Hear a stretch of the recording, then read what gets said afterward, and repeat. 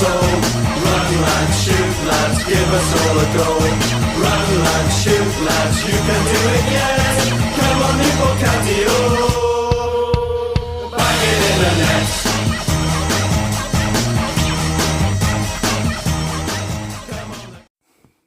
Hello everybody, welcome to the Taff's Word. I know I've not been doing enough and people have been coming to me saying, oh, when's your next Taff's Word coming out? And to be honest with you, it's a bit of a mixture of time. Time is one.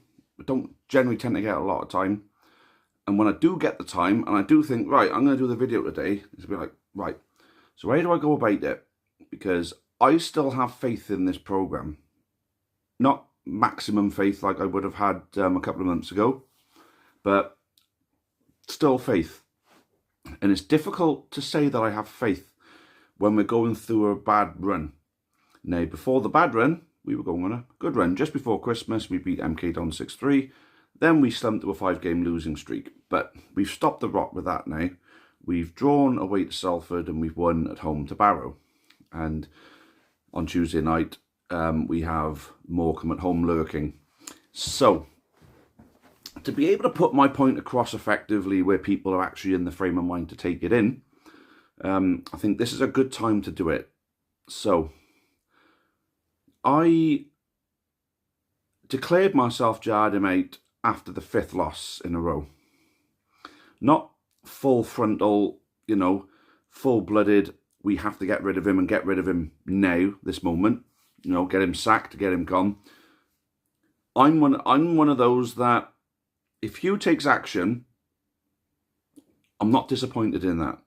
I'm disappointed for Nelson because I like Nelson.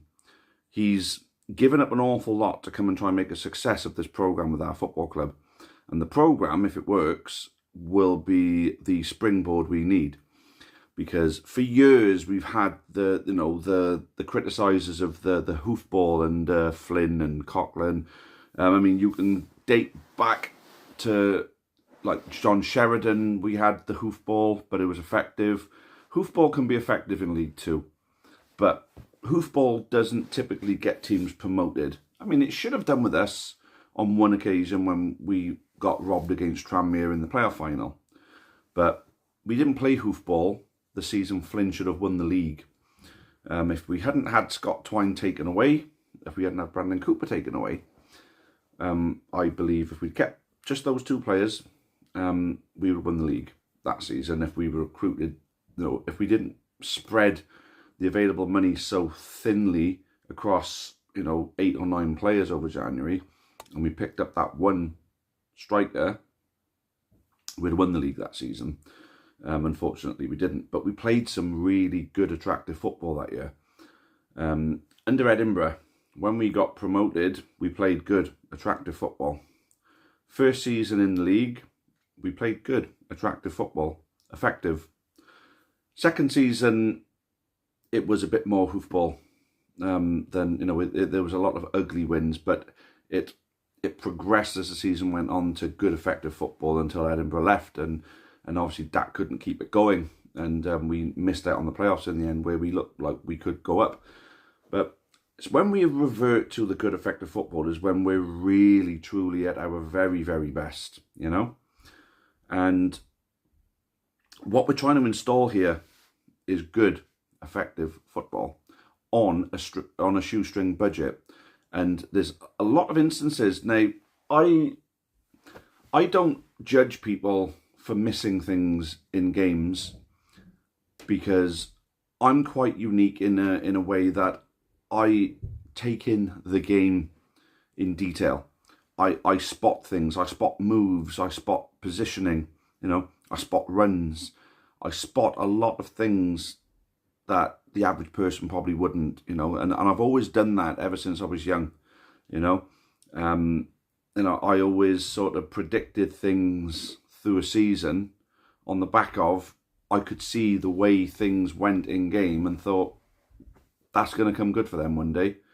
And, you know, I was able to predict certain things which ended up happening against the odds. Not to say that I predicted Leicester would win the Premier League. I don't think anyone in their right mind would have ever predicted that. But, I mean, if you're looking for examples, I'm not going to bog you down with them now, but feel free to approach me and say, oh, what are these things that you've predicted in the past? We'll talk. But not to say all those predictions always came true, but you see where I was coming from with them. With us this season, we're not going to be pushing into the top half anytime soon. I know that. I think what I'm seeing is the movement, the passing, the ideas, the things that you can spot. They've worked on that in training. Whether it's set pieces, whether it's, certain runs that certain players are making into certain channels. Now, it's not consistent at the moment. It's far, far from it. But you're getting these little glimpses. You're thinking, oh, actually, yeah, I can see what they're trying to do there.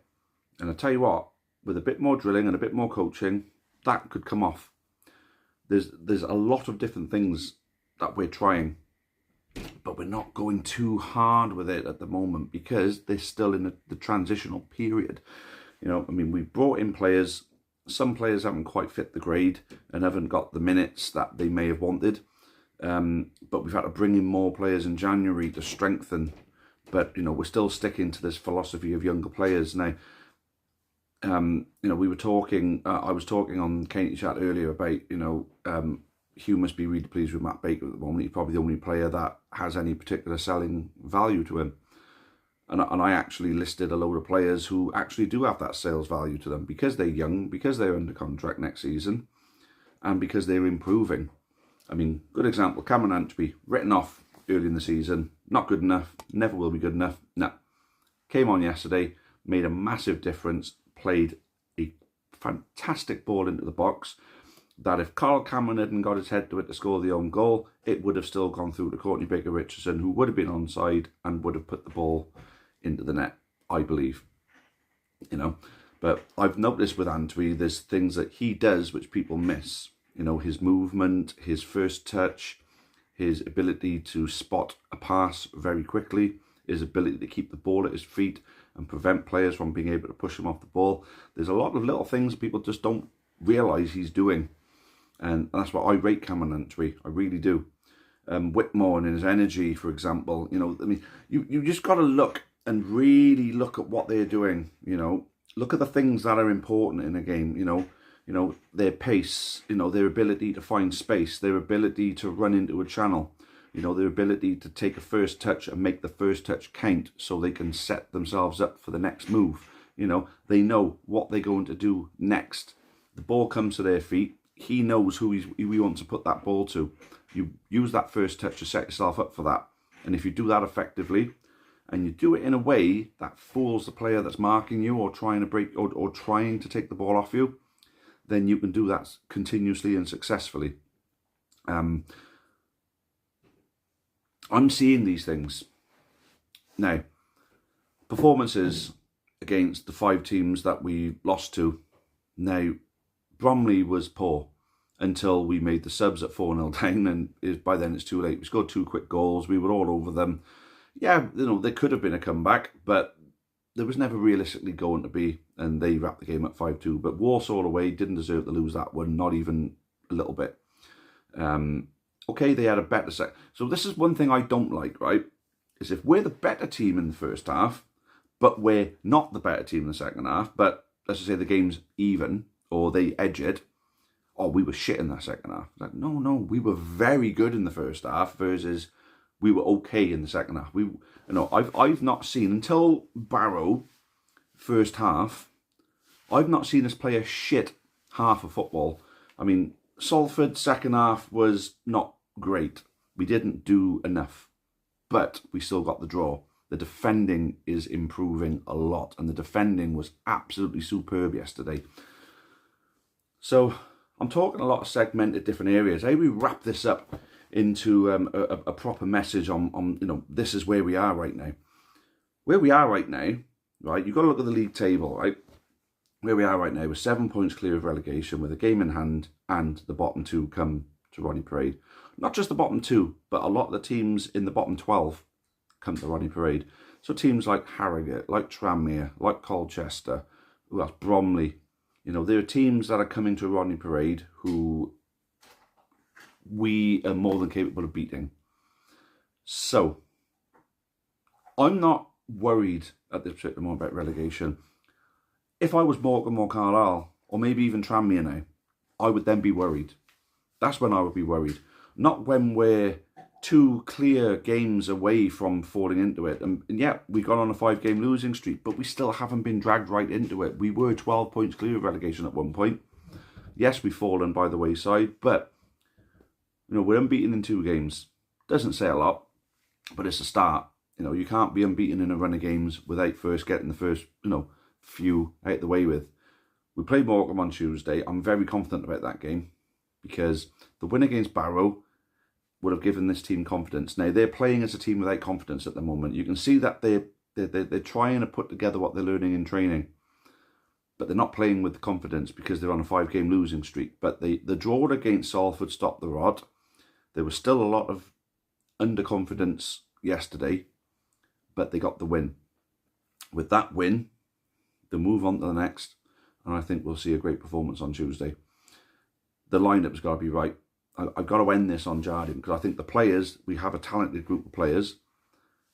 We have players who are capable of winning games. We have players who are, we have forwards who are capable of scoring goals and creating chances. We have midfielders who are capable of dominating the midfield. We have defenders who are capable of defending well, and we have a great goalkeeper.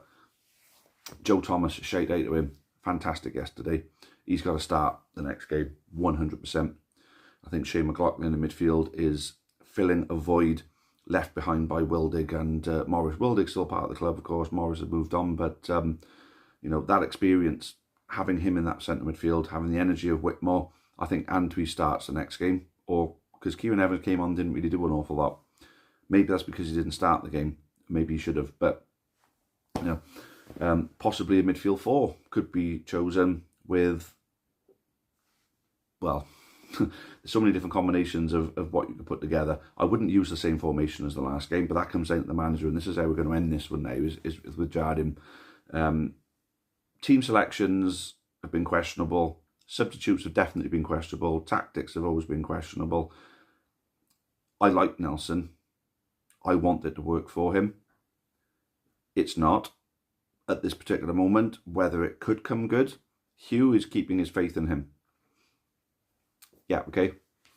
And if we have to live with that, we have to live with that. There's not a lot we can really do about it. But if Hugh's got faith in him, then okay, we'll move on with him. But the one thing, we have to get a team selection right. We have to get a formation and tactical setup right. And we do have to get subs right. I think he got his subs bang on yesterday. Well, maybe not so much bang on, but yeah, well, I suppose you could say, Whitmore coming off, a lot of people question that. Apparently he was on a knock. That's probably the only reason why he came off. Although when you do look at it, who is the likely candidate to come off in the midfield to swap out midfielder? You're taking off McLaughlin. I know Morris came off, and Adjaboy came off as well. And Kieran Evans came on with Baker Richardson. And then obviously Antwi. Antwi made a difference. Evans not so much. Obviously Courtney played a real part in the physicality side of it. And look, we got the win, but getting it right every now and again isn't enough. You got to get it right more often. I say you're getting it right 15% of the time, but you're getting it wrong 85% of the time. And sometimes, when you are picking up some points, maybe just the quality of some of the players that we've got are just winning it for you. But a good example of getting the team selection wrong, Salford away was screaming for someone big in the centre, especially when Glennon came on. I think you've got a player with the ball into the box like what Glennon has got. You've got to get the ball into the box, in the air, because that is a strength. That is a threat, that ball in the box. You need Hudlin on the end of that ball. Hudlin, against Salford earlier in the season, single-handedly fucking destroyed them and didn't play a single minute in the away game. And with them down to 10 men, we want the ball in their half. Big guys are good at holding the ball up. Now, if we get the ball to his feet and his first touch isn't an explosion, which sends the ball 50 yards back that way like it has been, then he does control the ball well, and he does have the awareness around him to know where to find someone. Like, he'd bring the ball down, pass it away to someone within the final third of the pitch. And that's where we want to be when they're down to 10. And then, obviously, with Glennon's ability to put the ball in the box, you want him on the end of it, because it only takes one good ball with someone of his height who's very likely to win the ball in the air to score your goal. So I think not bringing him on at all was a poor shade. And that's an example of where he seems to be getting things pretty wrong. You know, he made the subs at Bromley, but the lineup was wrong. You know, the setup was wrong. We played right into their hands. Are we doing our research on our opposition? I don't know. But, you know, we don't seem to be setting up in the right way. Or, like Swindon, I thought we set up in the right way. Wimbledon, we set up in the right way. Port Vale and Walsall, we set up the game in the right way. It was the subs that let us down later in the game then. Walsall made subs and went 1-0 up. We made subs and they went 2-0 up. We were 2-1 up against Port Vale, made subs. They turned the game around and won 3-2. Wimbledon, first half, absolutely bossed the game. Second half, made the subs, didn't even look like touching their defence at all. But we fucking smashed their defence earlier in the game. It's the subs. The subs have got to be better. So, yesterday was an example of where he got the subs better. Morecambe, he has to get it right. Has to.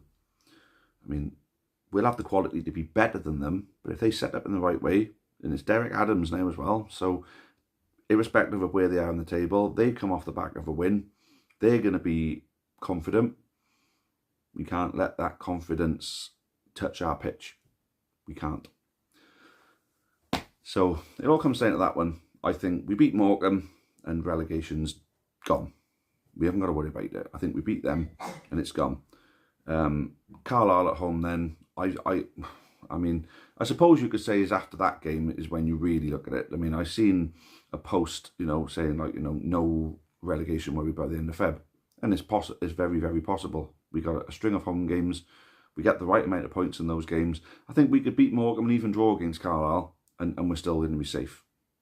I think there's plenty enough points to play for them for the rest of the season. I think we will finish above 50. I think that's the highest points total that anyone's gone down with. I think we will finish above 50. We're on 30 now. There's definitely another 20 points in it for us this season, easily. So I've got no worries.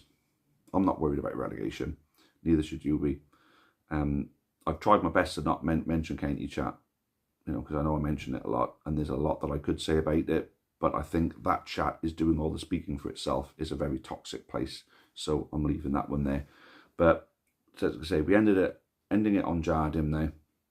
Got to get the team selection, the formation, the tactics, and the substitutions right. Of those four fundamental things, if he gets at least two of them right, you know, well, no, you need all four right, really, don't you? You've got to get all four right. And if he starts getting them all right, then he'll be all right. We'll be all right. And then we can look forward to next season because there will be a progression, an expectation of progression. But we're not going down. We're going to be okay. And these young players are going to have another pre-season together and will strengthen the squad in the summer even more. The business of Newport County will be a lot more streamlined, a lot more sustainable, because that's another thing. That's one last thing, actually, is the call for ambition.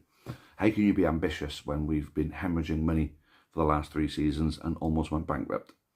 Without Hugh coming in, we would have gone. John Pratt, big fan of his as a person. Haven't a clue what he had to offer as a football man. He's a businessman, but is he a football man? Is he a football businessman? Hugh Jenkins is a football businessman. It would have been a big unknown with John. All we would have seen is money. But where would that money have come from? Would it have been loans put against the club? Would it have been loans from him and his business partner, which would have eventually have to be paid back, like it was with Les Scadding? We don't know. With Hugh Jenkins, he has put in £500,000 of his own money to help stabilise the club. And now he is cutting costs, streamlining. We have a low budget because of that. And yeah, if we balance the books, there's no threat of losing the club. Now, there's the threat of relegation, but the even bigger threat of losing the club. If he'd have shown ambition and spent money that we don't have, that would have been the more likely outcome: bankruptcy. So he's gone with smaller budget. Let's play a brand of football that can win football matches with players that are young and up and coming, that can be coached with no bad habits, because that's another thing with experience, is bad habits. And maybe, just maybe, we'll have a reasonable season. The players that we brought in will get better through the course of the season, and then after a pre-season we'll be even better next year, and we'll kick on and improve. It's all about a steady climb, brick by brick. There's no instant success. Wrexham may be doing it, but they've just hit the jackpot. How many other clubs are able to do what they're doing? I don't think I've ever really seen a climb like that without the wheels falling off at some point. So, that's the kind of thing that can't just be emulated all the time. You can't just do what Wrexham are doing just like that. This isn't FIFA or Football Manager. This is real life, and it doesn't work like that. Wrexham are just an exception. An unfortunate exception, because who wants to see that barrel of bastards actually doing well at all? But it's happening. I have to accept it. It's not something that we can just replicate. You can't compare us to Wrexham. You just can't. All right. Going to leave it there. That's nearly 22 minutes, but I suppose I'm catching up on lost time. And to be honest with you, for those of you who've made it through the video, the one thing that will allow me to do more of these, and maybe do at least a weekly video, would be if there was a sponsor out there that would like to come and sponsor the channel for a season, or even for the rest of the season and over next season. We'd put an initial 5 to 10 second business promotion clip before each video, and hopefully that'll give you some good exposure for any would-be sponsors. And the money that I make through the Amber Army now is a difficult proposition now, making money for the Amber Army, because I'm not actively involved with the youngsters who are creating the atmosphere now. The drum has been handed down. I've got nothing to do with it anymore. Whether you want new flags and things like that, me and a few others could club together to make a flag. So the money for the Amber Army from now on is going to sort of sit there until, well, the thing is, we haven't got any money because we put it all into the player fund, and we haven't really made any money since. The YouTube channel hasn't generated enough, TikTok hasn't generated enough for it to really make any money. I think we might have about £7.50 sat in that account at the moment, but we do have a match-worn Kibber and Rice shirt that we're waiting to try and meet up with him to get him to sign it for us so we can auction it, and then we'll have a little bit of money. I suppose it'd just be a matter of, recommend a cause and we'll support it type of thing. So community, in the Newport community, shall we say, local sports clubs. Most people might know I'm involved with the Riverside Rovers under 15s. I would like to, give a little bit to them, because, it's something that's close to my heart at the moment. But then it doesn't mean that everything will have to go to them. It can go to other worthy causes as well. So if there is somebody out there that would like to sponsor the channel, put a business name out there, that would be great. And for Riverside Rovers, we are running a sponsorship football card at the moment, and we do have, I think, 22 teams left on that. £25 to go, and the prize is to sponsor the club for the rest of this season and all of next season. So yeah, hopefully we'll get some more takers on that soon. But yeah, thanks for watching. If you've watched all 24 minutes of this, fair play. I do rattle on, but I appreciate it nonetheless. Cheerio for now, and as always, up the county.